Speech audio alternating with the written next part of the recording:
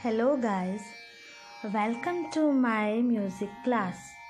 आपका मेरी संगीत की क्लास में स्वागत है। मैं मानकौर म्यूज़िक टीचर फ्रॉम केंद्रीय विद्यालय।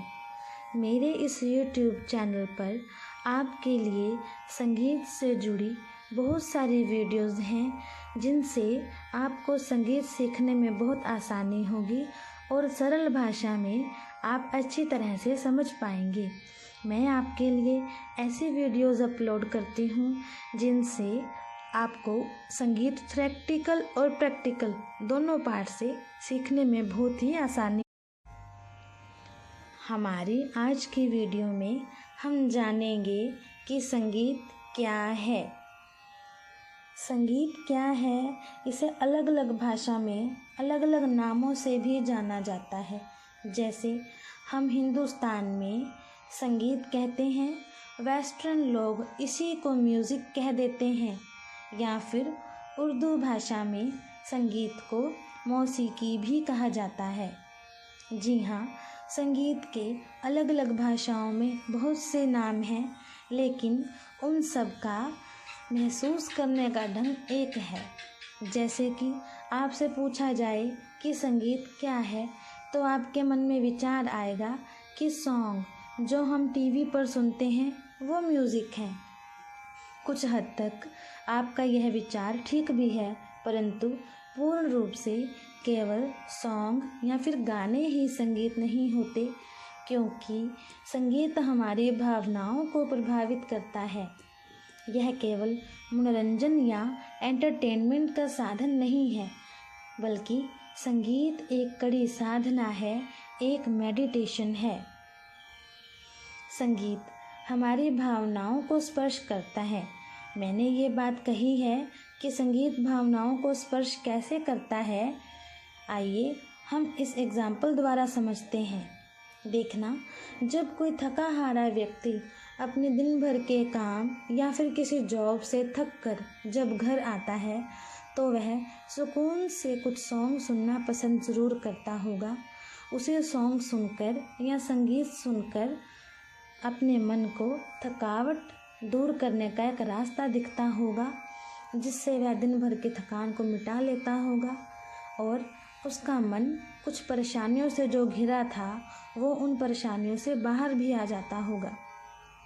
छोटे छोटे बच्चे जो किसी सॉन्ग की धुन पर नाच उठते हैं, रोना तो जैसे भूल ही जाते हैं। या फिर आपका मन ही देख लीजिए, जब आप खुश हों या उदास हों, आपका गाना सुनने का मन करता होगा।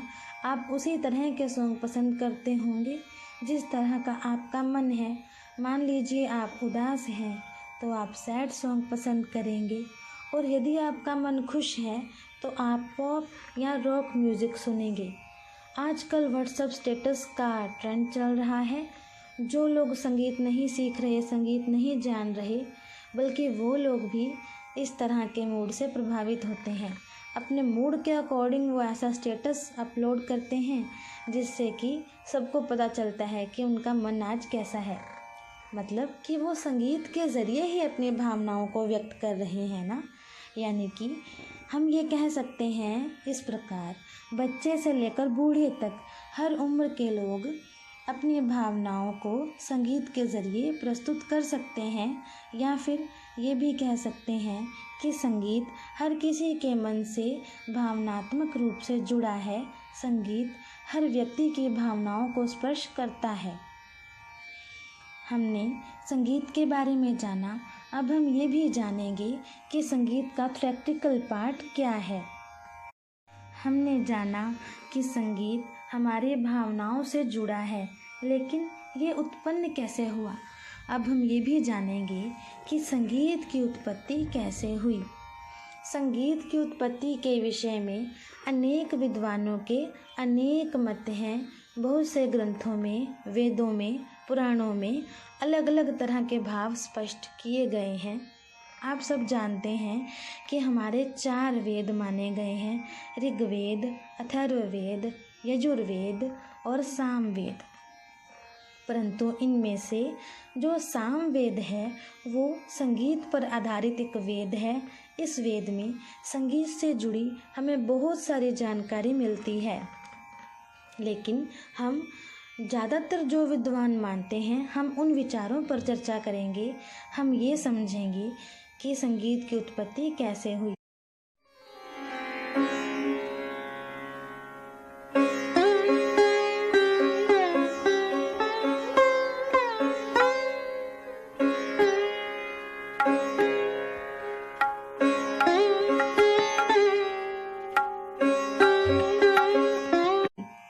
आप सब जानते भी होंगे कि विद्या की देवी किसे माना जाता है।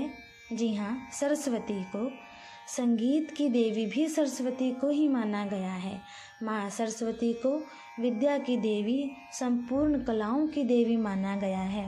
परंतु संगीत के विद्वानों के अनुसार ये भी माना जाता है कि संगीत सरस्वती माँ से प्रारंभ नहीं हुआ।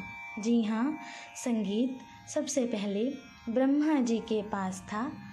ब्रह्मा जी ने यह शिक्षा सरस्वती माता को दी। अब सरस्वती माता इस शिक्षा से परिपूर्ण थे तो उन्होंने यह शिक्षा नारद मुनि जी को दी। नारद मुनि जी इस संगीत शिक्षा को फैलाने के लिए स्वर्ग में गांधर्वों के पास गए और उन्होंने गांधर्वों को यह शिक्षा दी। अब गांधर्व लोग इस शिक्षा को पूरी धरती पर लाना चाहते थे, इसलिए उन्होंने स्वर्ग की अप्सराओं को संगीत की शिक्षा दी और जब वे अप्सराएं धरती पर आईं तो धरती पर संगीत अच्छी तरह से व्याप्त हुआ। इस घटना को पूर्ण रूप से सत्य मान भी सकते हैं, नहीं भी माना जा सकता, क्योंकि ये केवल एक विचार हैं जो हमारे कई वेदों और पुराणों में हमें पढ़ने को मिलते हैं। कुछ और विद्वानों के अनेक मत भी हैं, जैसे एक वेस्टर्न कल्चर के संगीतकार, उनका मानना है कि संगीत की उत्पत्ति अपने आप ही हुई। जैसे एक छोटा बच्चा खुद ब खुद हंसना सीखता है, खुद ब खुद रोना सीखता है, ऐसे संगीत भी हमारे मन में अपने आप ही पनपता है। या फिर कुछ विद्वान ये भी मानते हैं कि जैसे झरने का बहना एक आवाज़ है, इसी तरह के 7 अलग अलग झरने बहे और इन 7 झरनों से 7 स्वरों की स्थापना हुई। परंतु कुछ लोग ये मानते हैं कि 7 स्वर जो संगीत का आधार हैं, ये 7 जीवों की आवाज़ों पर आधारित हुआ। ये भी हम चर्चा करेंगे कि किस जानवर या पक्षी की आवाज़ को स्वर की तुलना की गई, लेकिन हमारी इस वीडियो में आज हम संगीत को अच्छी तरह जानेंगे और संगीत की परिभाषा से हम जानकारी हासिल करेंगे। संगीत की परिभाषा की बात करें तो पंडित शारंग देव द्वारा लिखा गया ग्रंथ संगीत रत्नाकर में हमें संगीत की बहुत स्पष्ट परिभाषा मिलती है। इस ग्रंथ में संगीत की परिभाषा इस प्रकार दी गई है: गीतं वाद्यं तथा नृत्यं त्रयं संगीत मुच्यते। अर्थात इसे हम साधारण शब्दों में अगर समझें, गीतं का अर्थ है गीत, वाद्यं का अर्थ है वाद्य तथा नृत्यं का अर्थ है नृत्य अर्थात नाच। गायन, वादन और नृत्य, इन तीनों से मिलकर संगीत बना है। हमारे ग्रंथ में, अनेक ग्रंथों में यही परिभाषा मिलती है कि गायन, वादन और नृत्य तीनों के मेल से संगीत बना। आइए इसी परिभाषा को हम व्याकरणिक रूप से समझें।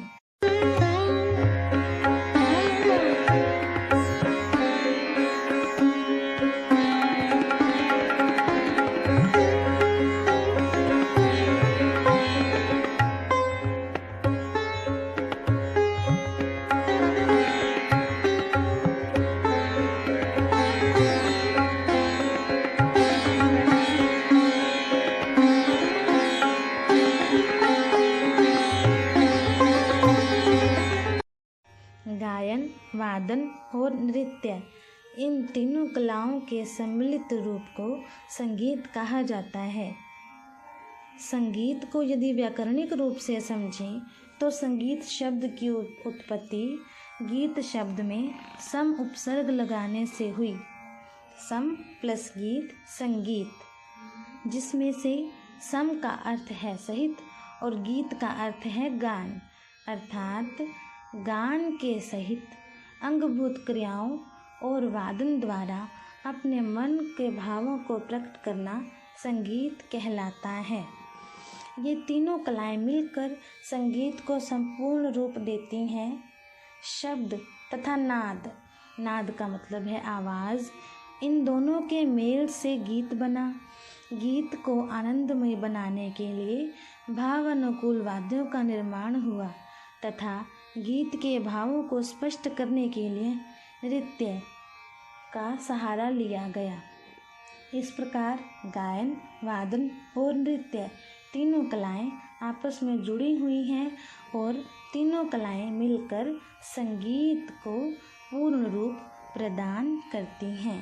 आइए अब हम गायन, वादन और नृत्य इन तीनों कलाओं के बारे में अच्छी तरह से समझें। गायन, वादन और नृत्य इन तीनों कलाओं के सम्मिलित रूप को संगीत कहा जाता है। गायन, गायन का अर्थ है गाना। जब हम अपने मन के भावों को किसी गीत को गाकर प्रकट करते हैं तो वह गायन कहलाता है। जैसे कि आप इस चित्र में देख रहे हैं कि एक लड़की अपने मन के भावों को कितने आनंदमय और गहरे ढंग से गाकर व्यक्त कर रही है। वादन, वादन का अर्थ है बजाना। अपने मन के भावों को जब हम किसी वाद्य पर बजाकर प्रस्तुत करते हैं तो वो वादन कहलाता है। जैसे कि इस चित्र में दो लड़के एक एक साज को बजाकर अपने भाव व्यक्त कर रहे हैं। नृत्य, नृत्य का अर्थ है नाचना, अर्थात जब हम अपने मन के भावों को अंगभूत क्रियाओं द्वारा नाच कर प्रकट करते हैं तो वह नृत्य कहलाता है। जैसे कि इस चित्र में ये लड़की अपने मन के भावों को शारीरिक मुद्राओं द्वारा स्पष्ट कर रही है, यानी कि नाच कर स्पष्ट कर रही है। ये हमने जाना कि गायन क्या है, वादन क्या है और नृत्य क्या है। वास्तव में ये तीनों कलाएं स्वतंत्र हैं, अर्थात इन्हें अलग अलग रूप से भी प्रयोग किया जाता है। कोई अकेला गा भी सकता है, कोई अकेला कोई इंस्ट्रूमेंट को बजा भी सकता है और कोई अकेला डांस भी कर सकता है। परंतु स्वतंत्र होते हुए भी ये तीनों कलाएं एक दूसरे से कहीं ना कहीं जुड़ी हुई हैं, कहीं ना कहीं एक दूसरे के अधीन हैं। देखना कैसे, यदि कोई गायन कर रहा है तो उसके अधीन वादन होगा, कोई गायन करेगा तो वादन होगा ना। और यदि कोई नृत्य करना चाहता है तो कोई गाएगा या बजाएगा तो ही नृत्य होगा। इस प्रकार गायन और वादन के अधीन नृत्य आ जाता है। ये तीनों कलाएं स्वतंत्र होते हुए भी एक दूसरे के अधीन हैं और एक दूसरे से जुड़ी हुई।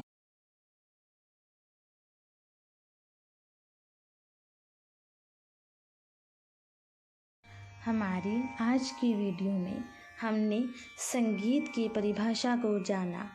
हमारी अगली वीडियोज़ में हम और भी नए नए विषयों पर चर्चा करेंगे। धन्यवाद।